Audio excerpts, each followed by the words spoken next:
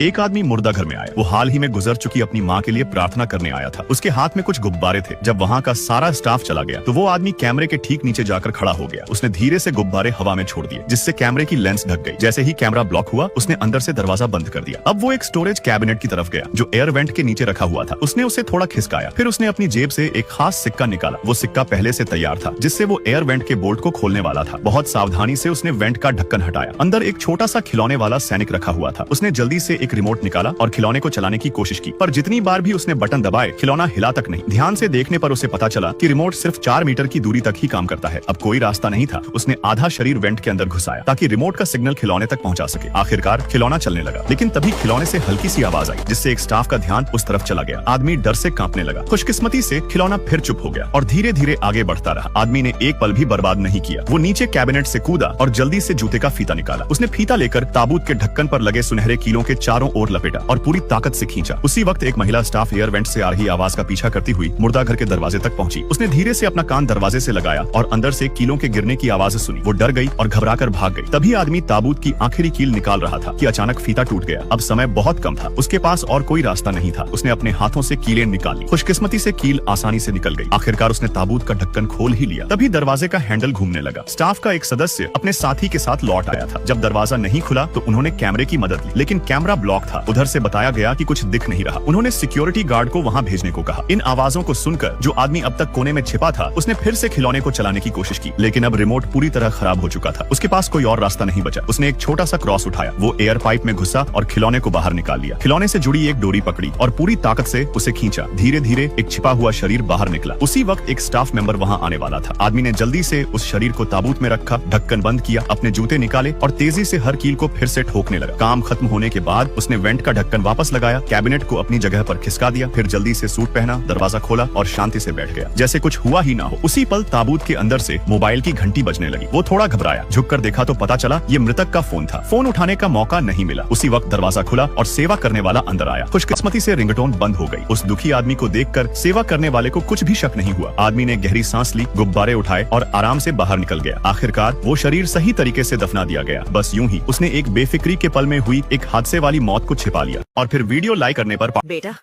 मुझे देखकर इग्नोर मत करना। इस बार जो भी एग्जाम में पास होना चाहता है मैं पास कर दूंगी, मगर मेरा भी एक काम करना होगा।